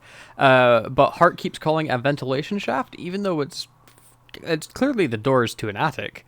It's like ventilation shafts usually aren't like a attic door. It's like usually just on like the wall usually. A grill, like a grill on the wall. Yeah. It's not like a passageway into the attic. But whatever, it's and sealed. Like completely, like there's no ventilation happening in this ventilation shaft. Yeah, it's very bizarre. And they're like trying to unscrew it, and Hart's like he's too big, but Joe can go through, and the entire time, oh my god, I just want to call him Clark now. What did we say? What did you say his name was? Walker. The entire time. I think that's right. Anyway, it's Walker is right. The entire time, Walker's there, being a cowardice man, being like, "Oh, what if we get in trouble? The doctor. Should we leave this to the doctor?" It's a fine wee scene. I really like how it gives Joe something to do for once. You know? She hasn't done much for this whole story really, apart from worry for like, the doctor. Save the doctor that one time. Yeah, at least, but not enough for her character to do. I'll tell you though, I think every episode of Classic Who that we watch has got like a bunch of random companions that never show up again, or maybe they show up in one or two other episodes, but usually it's self-contained to that story. I really like Hart. I would watch more episodes with Hart. He's like a cool dude, Maybe he's a bit redundant off the Lethbridge, Stewart, but as far as characters go that are like one-off characters, I really like him, and I'd watch more of him. That's an interesting take. I can't say I agree, but sure. I like him working with Joe. I think he's an interesting dude. I'd have him as a full-time companion. I'll go that far. You do you, boo. Then we get a pretty fun scene with the Doctor and the Master, where they're not so much acting like enemies as they are colleagues, which I really enjoy. Where the Master is basically saying that he's going to revive all of the hibernating sea devils, information we already know. And he's going to use this device, this magical science device. But he needs some help to get it to work. And the Doctor's like, okay, let me look at your blueprints. Oh, well, this is a complete mess. You see, you need to fix this and this and this and this. Give me a pencil and I'll help you fix it. And then the Master gives a wry little smile, like, ho, ho, ho, ho. And that's basically the gist of the scene. But I just enjoyed watching the Doctor, be a wee scientist and be like, you need to fix this, and you need more power going in through this circuit here. It's a nice little bit. It's also nice to just see the Doctor and the Master just kind of reverting back to their old childhood selves, being friends, Mm-hmm. Obviously, the Doctor is messing with the Master here, not being truthful in what he's doing. But it kind of reminds me of Better Call Saul, which is something I'll be talking about for a while now, because we're both watching the show. But brothers Jimmy and Chuck. Yeah, brothers Jimmy and Chuck are always constantly bickering and fighting, but occasionally you'll see the two of them kind of revert to being proper brothers and just working with each other and just being brotherly. And it's kind of like we've seen in Doctor Who, just, it's always nice to see the Doctor and the Master get along for a bit before everything goes wrong. Even though, inevitably it will go wrong, but it's always nice in those wee flashes that it does happen, We then come back to Joe and I'm just gonna call him Clark. We then come back to Joe, Clark, and Hart as they're about to lift Joe up through the ventilation shaft. Clark's like, "Hey, why are we doing this? She's a wee child," and I'm like, "She looks about 30." But they're like, "Okay, Joe, once you get through there, because we're too big to do it. Get through there, and it'll take you all the way up into the roof or whatever." And then he goes to lift Joe through, and instead of like boosting up her foot, which would have been a really easy way to hoist her up, he like grabs her under the armpits like she's a toddler, and it's the most awkward like lift up. Like he struggles to get her up. Like it was like, why would you go for that? Why not go for the boost? Put your There's also a point where she has to turn around and face away from the camera because, as we said, I think last week, her trousers were just fucked after getting wet. Because in between shooting, she would play with John Pertwee in the water. And so her trousers would just get wet and shrink. And her zip obviously fell down again, so she had to turn away from the camera. So that makes it even more awkward. Excellent. But yeah, she climbs up through the ventilation shaft. Or, it's the attic, but it turns into a ventilation shaft at one point. We see her crawling through it Die Hard style, and she bursts out onto the roof. We see a couple sea devils, but she just ignores them and runs away. And then we're watching her, in classic Doctor Who fashion, run around a building for 30 seconds until she eventually looks through a window and she sees the Doctor and the Master. I thought it was a nice transition into their scene. You know, we go from Joe looking at the window to that scene. But getting to that point took quite a few seconds as the soundtrack's just there going bloop, bloop, bloop, bloop, bloop. We also have some fairly good transitions between studio and location footage, because obviously she escapes from studio, and they have to. So the scene of her crawling in the ventilation shaft was an afterthought. They needed a better transition from studio to location, so they set up some black flattage from a Sea Devil cell and just had Katie crawl around on the ground, which works fairly well. And yeah, just some fairly good transitions between location and there was never a point where, you know, that we got sometimes with the last episode where I got taken out of it and went, oh, that's on set. Even when she's crawling through the ventilation shaft, I never thought that's on set. I went, oh, she's inside the ventilation shaft now. So they did a good job. Okay, so the next scene we end up cutting around quite a bit, so I decided to just watch it in one big chunk. We're with the Doctor as he's walking around. He spots Joe at the window as he's walking, which I thought was done pretty subtly. I kind of liked that. Like, he just kind of stops for half a second as he's carrying a box. He says something to the Master that he needs some sort of tool. He goes back to Joe and he's like, I'm going to cause a distraction. You've got to be quick and get Hart and the Clark out of there. And Joe's like, okay, but what about the Sea Devils? And the Doctor goes, forget about the Sea Devils. They don't do anything. And Joe's like, okay, gotcha. She runs away and we watch her kind of sneak around the building a bit. We're like cutting back and forth, but that's all that Joe's really doing. Which I like. I think it helps with the pacing, and I like watching Joe being an active participant in the episode.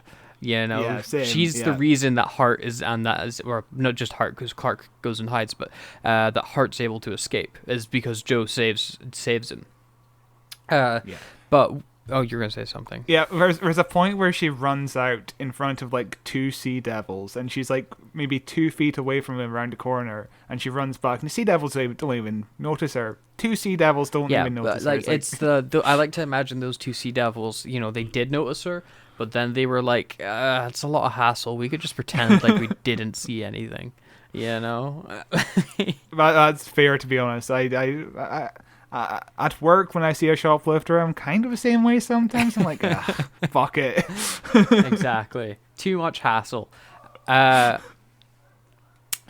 with the Doctor and the Master, you know, the Doctor gets his tool, and they've built this fantabulous-looking contraption, and a Sea Devil comes in, and the Master's like, shall we test to see if this thing works then? You know, the Doctor plugs it in a 1970s socket, and I was like, that's a fire hazard.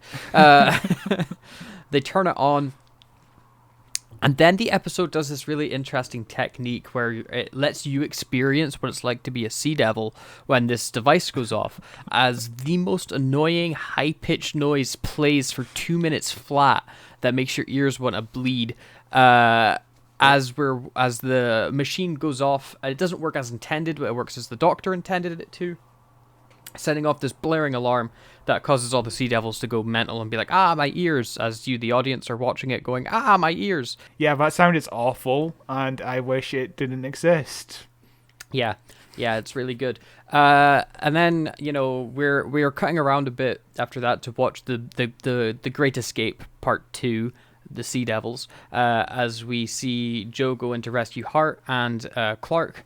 They come out, and Clark is kind of cowardly, and you know he hides back inside the room after trying to karate chop his mouth. He makes a weird. It's a bit of a weird blocking, but in the original script, Walker was supposed to escape, but the actor wasn't available for location shoots, so they decided to rewrite the scene into, he's a coward, he just kind of runs away again into the same room. Which I think it works. It works for his character. I thought it fit his character that he would just stay in the room and hide. I thought that fit. But Joe and Hart make their way out, and they're, running around. Eventually, I say eventually, it goes on for ages. They make their way to a beach where there just so happens to be a hovercraft. And also, Hart has a gun, like a full-on rifle, and he just starts unloading caps into Sea Devils as Joe lights up the hovercraft, and then away they go. It's the first of many action scenes in this episode. Yeah. So the notable thing is, you'll probably see it more throughout the episode, but the shortest Sea Devil is played by Stuart Fell, who doubled for Katie Manning as Joe a couple of episodes ago. So he's a shorter Sea Devil, and he decided to show off and do a flip in his death scenes. You'll notice one of the Sea Devils gives way more commitment than the other Sea Devils. Basically, he's a brand new stunt double at the time, and the other stunt actors beside him are like, hey, don't do this because you're not being paid enough for it. You have to talk to the BBC and get more money to do this because you're not being paid nearly enough to do this. Just fall over. You're giving way too much commitment, my dude. Fair enough. Eventually, we cut back to the Doctor and the Master's like, why did I let this go on for 2.5 minutes? I'm going to turn it off now. And he turns off the device, thankfully, because it's honestly borderline unwatchable. It's amazing this episode made it to air, and everybody involved in it was like, that's a good noise to make for 2.5 minutes. Perfect. Yeah, everyone's going to love it. It took so many people to sign off on that scene for not one of them to say this is not a good noise, Yeah, could you not just make the noise lower? Yeah. That could be one good thing you could do. Just don't put it in at all. Yeah. Make it a sound only the Sea Devils can hear. Perfect. Okay, so with the Doctor and the Master's like, what was with the noise? And the Doctor was like, oh, maybe I made a mistake. Oh, wait, no, I see what the problem is. I had the output in the input and the input in the output. Silly me. So it was like a feedback, basically, is what the noise was supposed to be. He fixes it, and the Sea Devils come running in, and we're like, what the hell was that noise? And the Master's like, don't worry about it, won't happen again. And the Sea Devil's like, awesome, cool, should we kill the Doctor? And the Master's like, nah, he's kind of cute, I like him. And so the Sea Devil's like, fair enough, we'll take him back to our base, because we've been at this set long enough, let's go to the other one. And they start packing up their stuff to leave. But just as they do that, oh my god, the Navy come roaring in on their hovercraft. Joe and Hart got there so fast and got them seconds. They got on the boat within 2 seconds, got to the Navy base, got everyone armed, back on the boat, and came back. Within the space it took for the Master to turn off the machine and go, what was that? Yeah. For most of his story, we've been talking about the very slow pace. I mean, all of a sudden, the last half of this episode just rockets ahead. It's insane how quick the pace just... Yeah. It's crazy. So yeah, there was bad weather on the day, and one side of the hovercraft deflated, meaning about 18 sailors landed on top of Katie Manning, and Katie Manning says that she was very excited about that. Well, I'm sure the sailors were as well. But they all come running out of the hovercraft, and we get into a very long action scene. So we get a really long action scene, and there's some fun stuff with watching some stuntmen hurt themselves and doing twirls and jumping off buildings and stuff. But there's really nothing of substance to chew on. It goes on for quite a long time. We cut to the Doctor with the Master, and is it the talking Sea Devil that's with them? The Commander-in-Chief Sea Devil? That's the one it looked like. I think so, but yeah, they all look the same. Is that racist to say? They all look the same? I think the one with the moving mouth is a slightly different color, but yeah. And they hear a guard outside, and they're like, "Oh, quick, hide against this wall. That'll confuse him." And the guard comes in. The Doctor goes, "They're behind you," and he just turns around and unloads a bunch of bullets into the Sea Devil. If that is the Commander-in-Chief Sea Devil, I don't remember. I think he is. One unceremonious way to kill off that main villain, the guy that's in charge of this. You just bang, bang, bang, bang, bang by an unnamed Navy guy that gets knocked out in the next 2 seconds. Yeah, it really shows you how little character the Sea Devils actually have. They all get shot off, and none of them really have speaking lines. Just one of them. Yeah. Yeah, there's only 10 minutes left in this episode, and what I really like about this conclusion to the story is they went, then the Navy show up and kill everyone. yeah. Like the problem really, well, the problem was like convoluted to begin with, but it's such a unsatisfactory way to end it, I think, you know? Yeah, it really is, but it's some fun action. I like watching all the Sea Devils spin and just die. It's fun. And one of the stunt doubles on the roof falls off the roof and almost misses the Martin, which sounds very dangerous and not fun. It reminds me. I mean, it didn't remind me. It made me think. What if Modern Who did something like this, where just halfway through the episode, the entire plot stops for like a 3-minute long action scene? I think I would dig it. Yeah. Yeah, like if it was shot in a more modern way, you know, because this suffers that it's shot from a 1970s standpoint with 1970s special effects. If if this upcoming Sea Devil special halfway through just stops dead for a really violent action scene, I think that would be kind of cool, because we haven't seen that really. Like Classic Who did it all the time, but New Who really haven't ever done anything like that. Yeah, it's been a while since we've seen a proper action scene with just people dying. But also, one thing about this scene is there's no music, which is like the one time you'd expect music, and I'm not sure. I'm kind of like, I think this scene should have music, but then I remember the music of this episode. Yeah, I think this scene should probably have music, but considering the music in the episode, the scene is better without it. You know. Yeah, because we're just listening to a bunch of like old Western gun sound effects. It's really, it's like the same sound effects we've been hearing for like decades, and it's it's really old sound effects. If it ain't broke, don't fix it. Yeah. But the Doctor tells the Navy captain to keep the Master on watch, and he's going to go out. And you know, I was like, the Master's never brainwashed anyone before. It's not like that was a huge problem before. You're right, Doctor. Let's leave him here with this guy with the gun. I'm sure it'll be fine.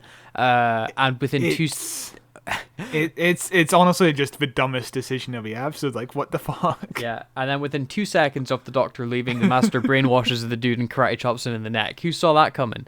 You know, first time the Master's done that. Why hasn't he done it before? You know.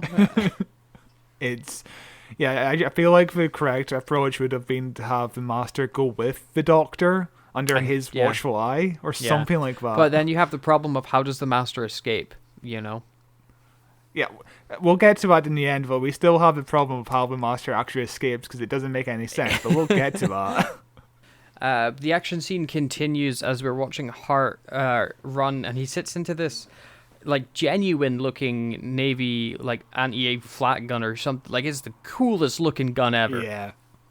It looks really, really cool. He starts unloading a bunch of shots into Sea Devils. One of the special effect looking explosions looks like it goes off on top of one of the Sea Devils, and he gets like covered in like flame and smoke for a second, and I was like, oh my god. When that was happening, the Doctor runs over to him and he's like, have you seen Joe? And he was like, what does he say? He's like, she's way over that way, you know, over by the boat. He says she's on the beach, which isn't really an accurate description because we're surrounded by beach. Yeah. But the Doctor goes running off, and we cut to the Master, who's also running, holding the device that the Doctor made. And he's running to two conveniently placed speedboats. He takes one out into the ocean. He drives off with it. The Doctor shows up. He takes the other one and chases after the Master. And then we get a very long speedboat chase scene, which is very fun. It's very campy. And it's very silly. But the soundtrack's on this scene, and that kind of ruins it. But So the thing about this speedboat chase is it would not come to no surprise to you that John Pertwee was the one to suggest this was in the script, and John did his action scene himself while Roger Delgado had a stuntman, and John enjoyed doing this scene so much he bought his own speedboat. Oh, well, look at that. One awesome dude though. I just wanna do some actiony stuff with him. Before he's dead. I was looking at it, and it's shot rather plainly because, you know, it's 1970s Doctor Who. But I would like imagine putting myself in that location on the speedboat. It'd be like, this is the best day on set ever. And as I was having that thought, John Pertwee got hit with the biggest wave in the face. Like he got drenched head to toe with like just a fistful of water. It was pretty great. But of course, he's stone dry by the time they reach the beach. The Master shows up at, I assume, a different beach. It's really unclear where they land. It looks like the exact same beach, but I think it's supposed to be a different one. I think so, yeah. The Doctor goes running over to him and sits next to him, like, oh, that was fun, wasn't it? And the Master's like, oh, sorry, Doctor, I kind of just led you on there because look up there. And I've watched this episode twice now. When he points up to the hill, the first thing I see is the giant obelisk thing that the Doctor was carried in. But I think the thing he's supposed to be pointing at is the horde of sea devils that come and surround it. Yeah. But my eye is immediately drawn to the obelisk, and I'm like, what's the obelisk thing got to do with it? And then the sea devils show up, and I'm like, oh, okay. Why are they standing in front of the obelisk thing? Yeah, no, I don't think that was presented very well. Yeah, I don't know why they brought it there, or if it was there already. It's very not clear in what... Yeah, like were the sea devils there, or did we just run to catch up with them there? Yeah. I don't get it. I don't get it. We're back with our good buddy Clark. I don't genuinely forgot his name again. As he's like, see, I was right all along. The only way to kill the sea devils was with a nuclear attack. And then we cut to Joe and Hart, who are suddenly back in the Navy office, and also Clark's in the Navy office as well. The battle's over. They won. The end. It's a very abrupt ending to that battle, I thought. But they're discussing, and Clark's like, nuclear strike. That's the only way. The receptionist comes back in and she says that Scott from Who Watches Who said that they saw the Doctor traveling out to sea, and the guy's like, see, he's gone out to sea. He's gonna go join the Sea Devils. He's swapped sides. Now get me the Minister on the phone. I'm gonna launch a nuclear attack, and that definitely won't worry any other countries, I'm sure. But yeah, it goes back to the thing of, this story is on fast forward now. This feels like an episode worth the last 10 minutes of this. Yeah, the story is on fast forward for sure. What I did like, music-wise, is when he says, get me the Minister on the phone, I'm going to launch a full-scale attack. Instead of any technological stings, we get dun-dun, heavy drums. Yeah. That was the way best better. musical choice. Yeah, it was very good. I presume that's not the guy who's been doing the music this entire episode. I presume he just found that in the warehouse somewhere and just added it in. Yeah. Because it sounds so unlike anything else he's ever done in this episode. Yeah. Then we get I think a very good scene with the Doctor, the Master, and the talking Sea Devil. He's alive again. As they're, the talking Sea Devil's like, yo, you said humans were weak. They just totally wiped us in that battle. Like, we killed like one guy, and they murdered us. Something silly. And, they start talking about how they're going to vanquish mankind, blah, blah, blah, blah. And the Doctor interrupts, being like, no, man is good. Is there anything I could say that would stop you wanting to destroy mankind at this point? And the Sea Devil goes, no, shut up. And the Doctor has this, John Pertwee's got this really good moment where he just goes, I'm sorry then, because he knows what's going to happen now. He's given them that out, the chance to reconsider their actions, but there's no going back. They've said they're not going to listen, so the Doctor's going to have no other choice. He starts fiddling with the machine, turning it on, and the Master switches it on, and then the Sea Devil, which in a move I thought was very, very good and I didn't see coming, goes, cool, arrest them both, we're going to kill them both, ha ha ha ha. I thought that was a great bit of a comeuppance for the Master, and made the Sea Devils seem a bit more smart, that they were using the Master, for their own selfish gain, and the Master never saw it. At least give them that, and then, they take the Doctor and the Master away.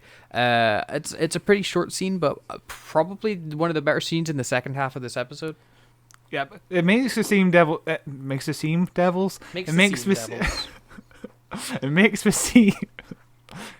Sea Devils seem smart, but this is episode 6, and there's like 8 minutes left. It's not going to end well with them, is it? So we're not too smart in the end. It's just like, oh yeah, we were using you entire time, and but now we're Scott, going to be destroyed soon. Yeah, this is a 6-part episode, and they're in 2 episodes.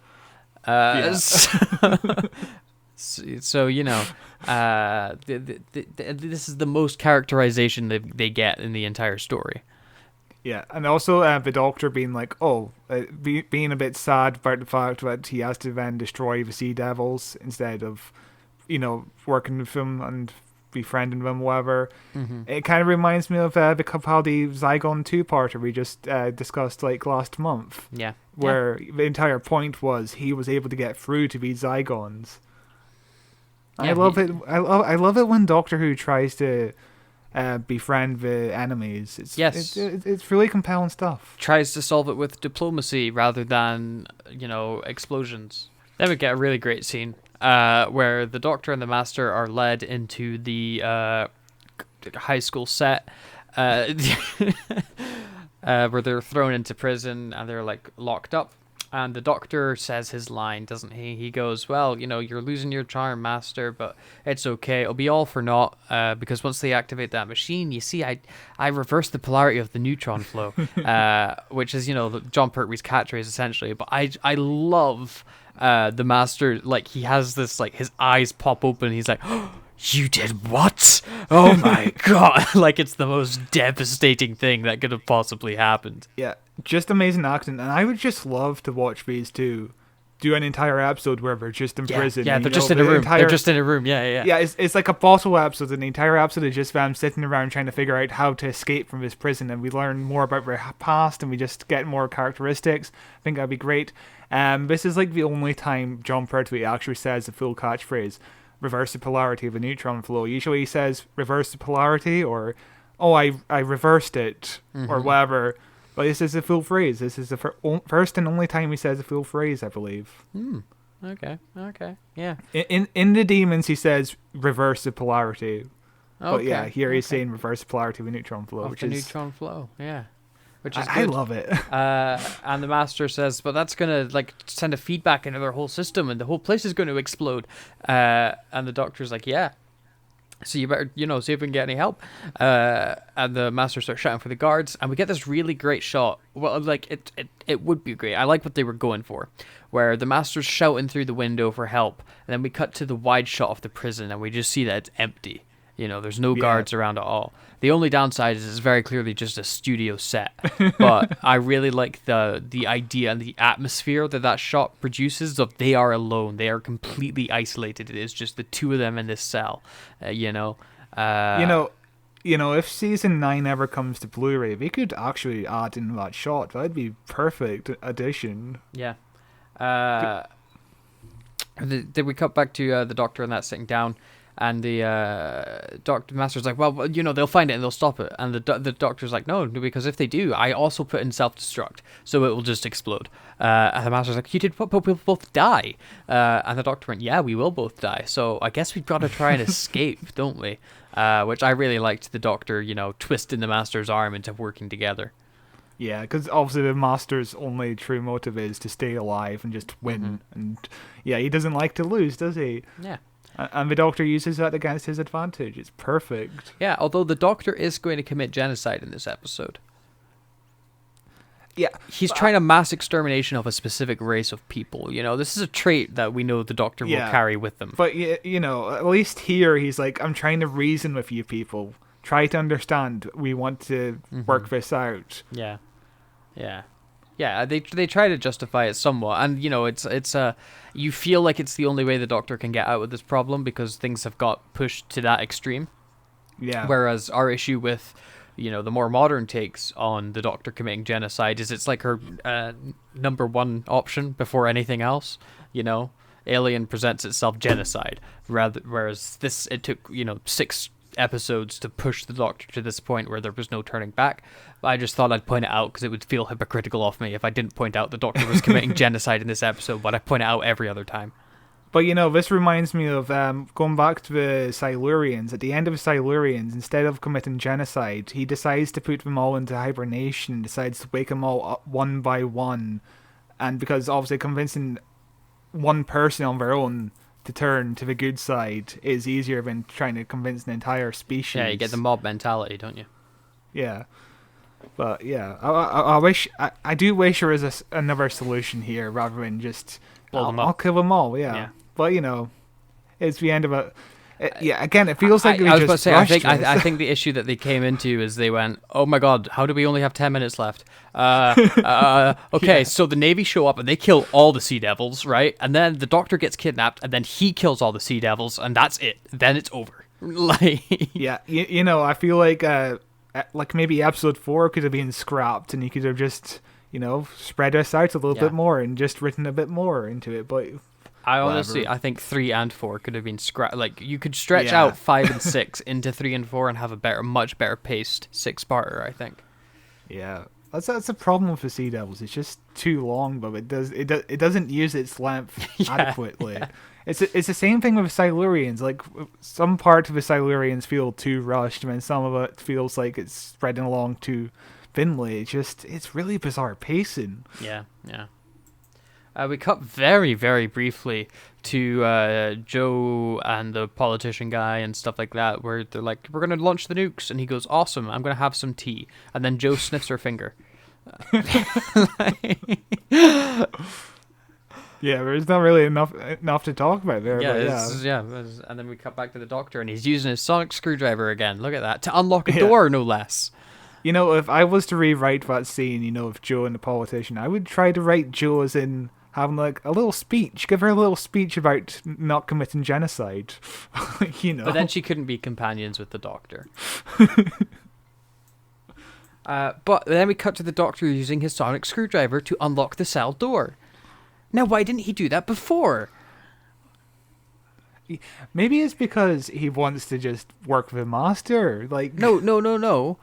Right. When he's rescuing the submarine captain, he uses the gun, and then he gives the gun to the submarine captain, which is then used to kill a Sea Devil. Why didn't he simply use the sonic screwdriver to unlock the door? That way nobody's using a gun.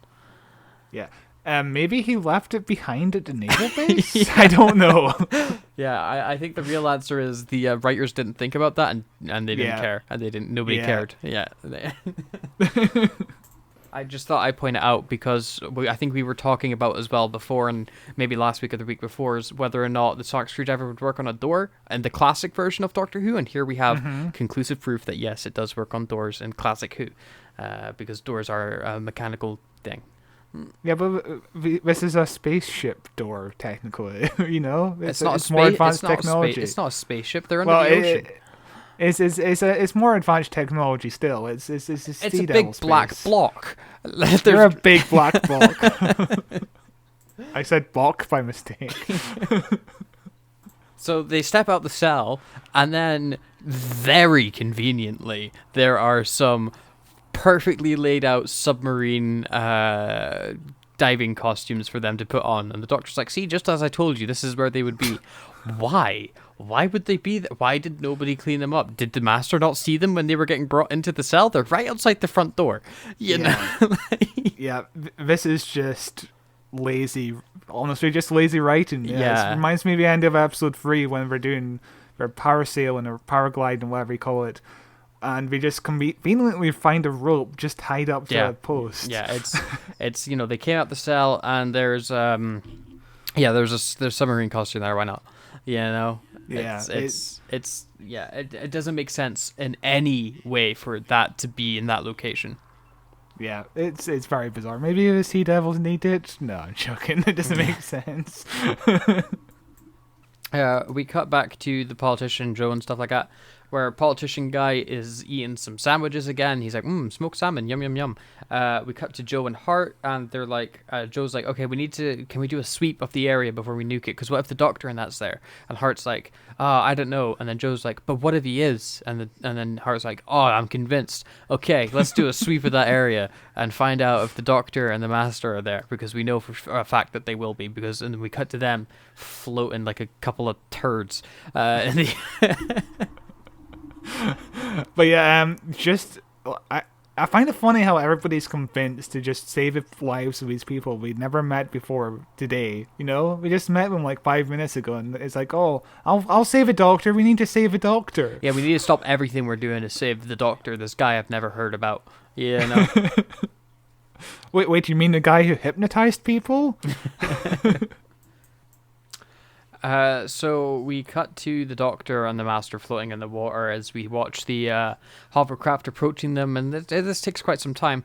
At first I was like, is that going to be John Pertwee in the suit? And then they unzip their faces, and you see John Pertwee's happy old man face, loving every moment of it. And I was like, okay, but Roger Delgado, he'll be the stunt double. But no, you see Roger Delgado's face as well. And as you were saying to me, he wasn't having a good time. Oh no, yeah. Roger Delgado was afraid of the water, and he had to be swayed into it with some alcohol, apparently. And there's one point during the shoot that John Pertwee got angry with a production team member. Katie and John had been gentle with him, calming him down, and then an assistant director suddenly butted in with, "Oh, come on, Roger, for God's sake, we've waited enough already." And John just went off on him, saying, "Oh, belt up, we've had enough trouble getting Roger into a suit in the first place, and now you come up and start upsetting his confidence? Why don't you just jump into the sea and cool off?" And then John Pertwee would later say, Roger needed gentle persuasion and calm reasoning to get him into doing these things, and the fact that he did made me immensely proud of the man. There are not many people who could face up to their fears as Roger did. This made him one of the bravest men I knew, which is just a lovely story. Yeah, look at that, it's lovely. They get helped up into the boat, and then we cut to the Sea Devils, who are looking at the device being like, this thing is costing us a lot of electricity, let's just turn it off. We don't need to get everybody awake.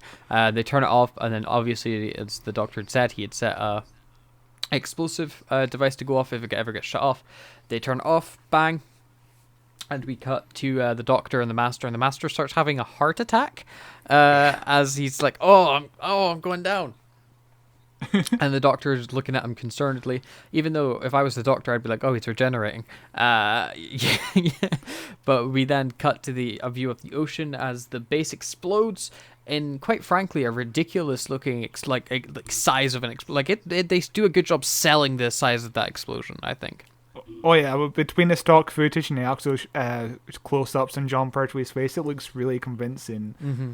But yeah, the Master having a heart attack is just goofy, and we'll get into that more as we get to this massive cliffhanger towards the end. Yeah.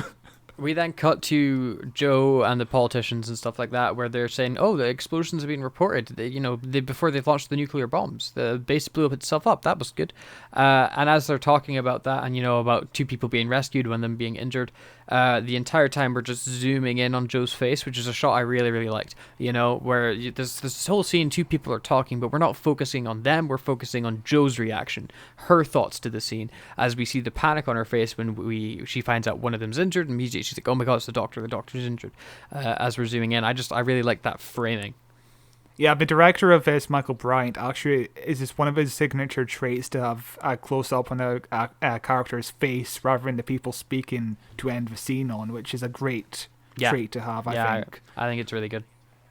So, we cut to the final scene, which is on a beach. We cut to an ambulance riding up as the hovercraft's pulling up, and Joe and everybody, all the main characters are here. The Joe sees the Doctor, and she's like, "Oh my God, I thought somebody was hurt." And the Doctor says it's the Master. He collapsed, shortly after we got onto the boat. He's in kind of a bad way. And we see the Master getting carried out on a gurney. Not gurney, that's what you put dead people in. Wherever they carry injured folk into an ambulance.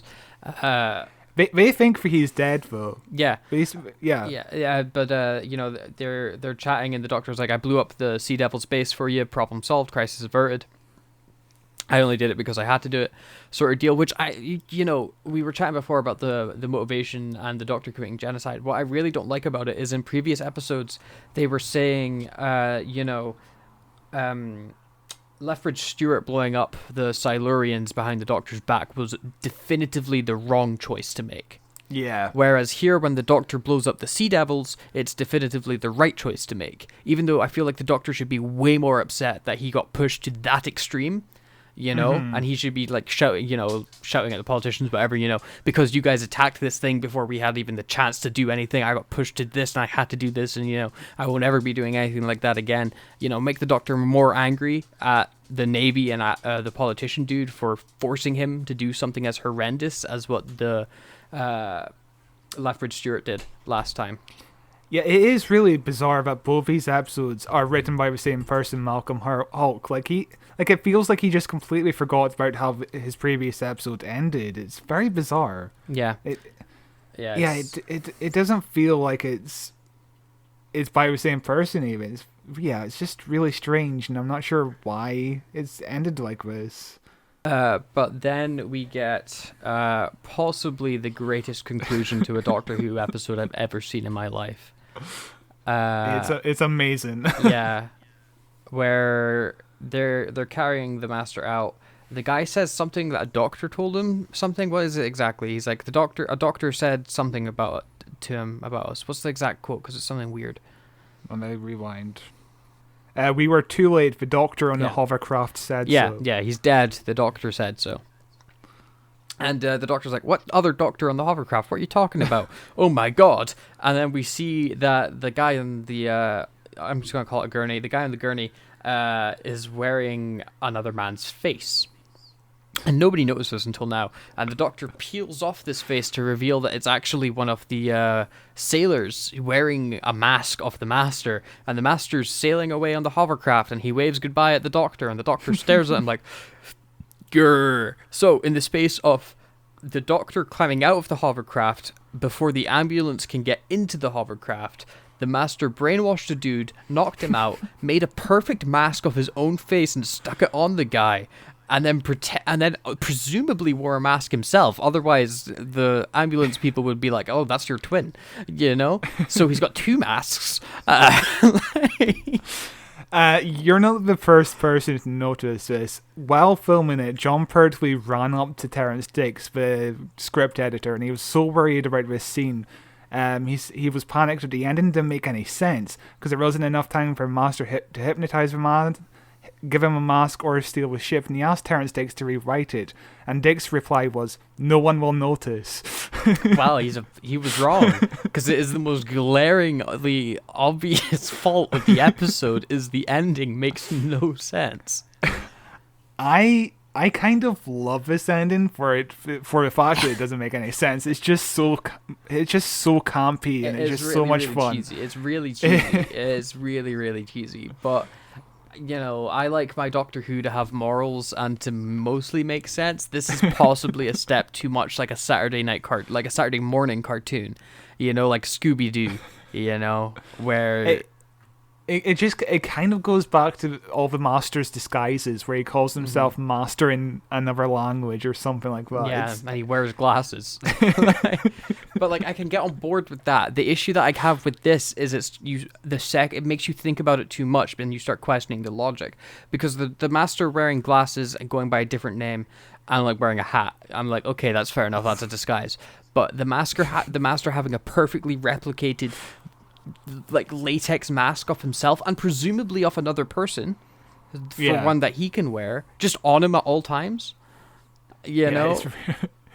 It doesn't make any sense, but you know, we need to make a cliffhanger for the story after next. Yeah, which is what I found interesting as well, is that this episode doesn't have a conclusion.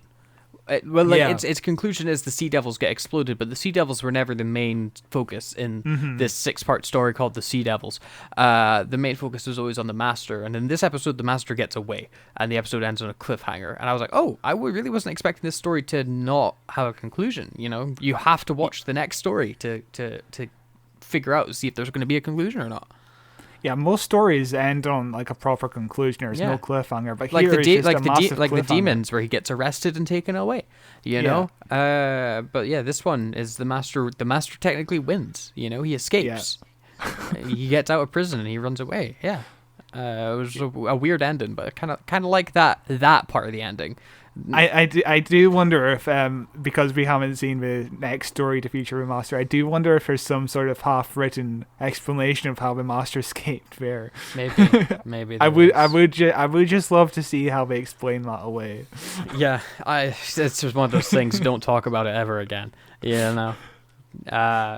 But that does bring us to the end of episode 6 and the end of our very, very long Sea Devils deep dive. I think in total it'll be like 6 hours it took to get through these 6 episodes. Yeah. Very glad we split it across 3 weeks. But Scott, what did you think about the 6 stories in general? What did I think? I thought it was mostly a lot of fun, but there's still a lot of padding, especially in the middle. But it has some political intrigue. It has some decent special effects, and not the best written. But I'm kind of mixed about this episode, to be honest. Yeah. I think this episode would be better with a different soundtrack. Yeah. I think the soundtrack takes a lot away from it, from all 6 episodes. Yeah, The it story, really does. the story in general. I think the plotting is horrendous. For Classic Who specific, as well. I think the Sea Devils are really an afterthought, and the fact that the story's called this, it should be called The Master Returns and the Sea Devils. Yeah. Calling it the Sea Devils and having them really only be in the 2 final episodes and really do nothing but stand there, get shot, and deliver exposition. It was kind of a big letdown for me. So I'm really interested to see what Chibnall does with them when they get brought back, because honestly, he's got a blank slate. He can give them literally any personality and do anything with them, because it'll be better than what we've already had. Yeah, the thing with the Sea Devils is, in this episode of the Sea Devils, they're under control by the Master for most of it, apart from the last 10 minutes where they're like, haha, we tricked you all along, Master, and then they die, and don't have any personality. The next time they appear in Warriors of the Deep, with the Silurians, they're just being used by the Silurians, and they don't have much personality. So I'm really and that's only 2 times we've met the Sea Devils. Yeah, so just insane. Chibnall can do anything he likes. Just give them a personality, and I'll be happy. And it will make the best Sea Devils episode ever. Chibnall, you have this in your power. But judging by just the whole description about the next episode, it feels like they're going to be under control by the Pirate Queen, or I can't remember who they're basing the episode off of. The Sea Devils make really good lackeys. Yeah. That's what they're good for. They're good at being lackeys, I guess. I also find it interesting that the Sea Devils haven't changed at all, really, apart from... compare them to the Silurians, who have changed tremendously. Yeah. But, I guess the Silurians, they have personality and they can develop new technologies and they all talk. Yeah. The Sea Devils only, 1 in every 1,000 can talk, basically. So their society moves a little bit slower. Yeah. But I think I think I would rate this story, all 6 parts in general, I don't know, a 6 out of 10. Yeah. It's better than it's watchable and it's fun, but it has got some really low lows, but some really high highs. There are some scenes in here that I think are absolutely amazing, and some really good performances and good monologues and some good character work. It just gets held back by the usual things that hold back Classic Who, I think. Yeah. I think if you like the really high highs of this episode, I would recommend watching the Silurians. The Silurians does the story a lot better, in my opinion, and this goes to you, Matthew, as well as anybody else that's listening. The Silurians from season 7 is a really solid story. It's 7 episodes, a bit long in the tooth, but 7 is a lot of episodes. Yeah, it's solid, Yeah. But that brings us to the end of this epic saga. Finally concluded completely. We're going to switch up the ending a bit here from usual. Oh. Send us an email, says Scott, in my voice. If you've listened this far, presumably you've also watched the episode, or maybe you haven't. Maybe you just like listening to us describe the episodes to you. I know I was like that for quite a few podcasts I listened to. I don't watch every Talking Simpsons episode that they do. Like the episode of The Simpsons. I don't watch that episode every time I listen to the podcast, because sometimes I've seen it before, or sometimes I can't be bothered, and I'll just listen to them to describe it because they play clips and I'll get the gist. So what did you think of the episode if you listened to it? What was your opinion on the Sea Devils? I'd be curious to hear it. Or if you're like a really old person who's discovered our podcast somehow, you figured out what podcasts are, and you watched this when it aired in 1972, I would be so curious as to what you thought about the soundtrack, the actions, the performances, and the ending, Yeah, and also what do you think about it now? Now Yeah. 50 years have passed exactly. Like, Yeah. what do you think of it now? I wonder if your opinion has changed at all on it, or if you still view it in that rose-tinted glasses kind of. Yeah, if that hypothetical person is out there listening, I really want to hear from them. That'd be really, really interesting, I think. But in the meantime, you can follow us on Instagram. Actually, I don't know what you're going to say once I finish doing all this blur. I didn't work this out. Follow not on Instagram. We don't have Instagram. What are we talking about? Follow us on Facebook. Who Watches Who. We should probably make an Instagram at some point. On Twitter @WatchesDoctor. You can follow me on Twitter as well @Cloth223. And this podcast is available wherever you listen to podcasts. It's also available on YouTube in video form at Who Watches Who. We have amazing SEO on YouTube at the moment. If you just search Who Watches Who, we are like the first 10 results. It's amazing. So, yeah, we have got really, really good SEO on YouTube, which is perfect. SEO stands for search engine optimization. If you did not know that, and it's boring algorithm stuff that has forever haunted my dreams since I was like 16 years old. But what are we doing? What are we listening to next week, Scott? What's our next week's episode? There we go. That's something for you to talk about. But since I stole your email section. Well, next week we're doing the news, and hopefully there's a trailer by then. Yeah. One can hope. And then the week after, we've got a very exciting podcast coming right towards you. It's our K9, that Australian Disney show. Yeah. We're doing the first 2 or 3 episodes. We're undecided on that yet, but Yeah, we're excited. We are going to watch the worst Doctor Who spin-off that was ever made. K9. They redesigned K9. I got it on DVD, and it's a surprisingly really good DVD box. Yeah, I've actually seen K9, the first 3 episodes, and it's pretty yikes. I haven't watched it yet. I'm very much excited to watch it. I'll be doing it probably tomorrow evening, I reckon. I'm kind of in the middle of what's worse, K9 or K9 and Company or K9. They're both pretty awful. Excellent. I forgot about K9 and Company, because that is I called that the worst Doctor Who spin-off, didn't I? So maybe K9 will be the weirdest Doctor Who spin-off. The thing about K9, it at least remembers that it's a sci-fi show. Okay. Not much dirt talk. No. That's disappointing. That was the best part of K9 and Company. Although I'll be interested in is pacing, because K9 and Company had the best pacing of the worst program I've ever seen. Like, that thing flies by. Yeah. I think K9 kind of drags on a bit. The pacing in general is bizarre, because I'll spoil it now. I won't spoil the whole episode, but I'll spoil the pacing. But pacing feels like everything's happening at once, but yet nothing is happening. Excellent. It's really bizarre. Cannot wait. I'm so excited. Every scene feels like it sets up a new plot line or storyline or something. I mean, it's like, on to the next scene where everything else happens. I'm so excited. So that'll be coming to you on April 1st, April Fool's Day. We figured we'd do something a bit dumb and record a really dumb episode from a dumb spin-off no one's heard of. Look forward to that. News next week, as Scott said. Until then, I don't know, listen to other episodes. I don't know. Bye-bye. Bye-bye.